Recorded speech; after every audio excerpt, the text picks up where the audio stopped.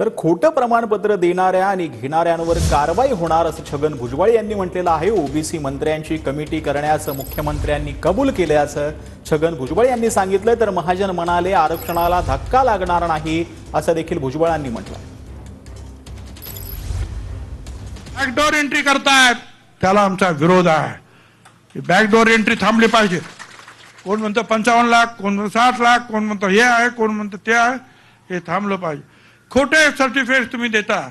मग काल मुख्यमंत्र्यांनी सांगितलं खोटं सर्टिफिकेट देणं आणि खोटं सर्टिफिकेट घेणं हे दोन्हीही गुन्हेगार आहेत, आम्ही त्यांच्यावर कारवाई करू।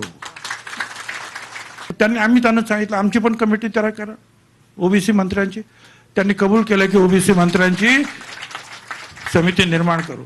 गिरीश महाजन म्हणाले क्या आरक्षणाला धक्का लावू नये। गिरीशजी, आम्हाला एक धक्का नाही अनेक धक्के मारून मारून बाहेर काढलेला आहे तुमच्या या कुणबी सर्टिफिकेटने। परत घेणार कुणबी सर्टिफिकेट सांगताना सांगणार आम्ही मराठा आहोत। अहो तुम्ही मराठी आहोत, कुणबी सर्टिफिकेट घेता मग सांगा ना आम्ही कुणबी आहोत, तेही सांगणार नाही।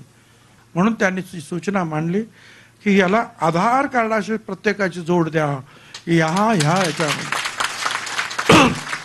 म्हणजे तो सगळ्या ठिकाणी जाणार नाही। मुख्यमंत्री आणि सगळ्या उपमुख्यमंत्री सगळ्यांनी ती तुमची सूचना ताबडतोब मान्य केली, हे सगळं बरोबर आहे।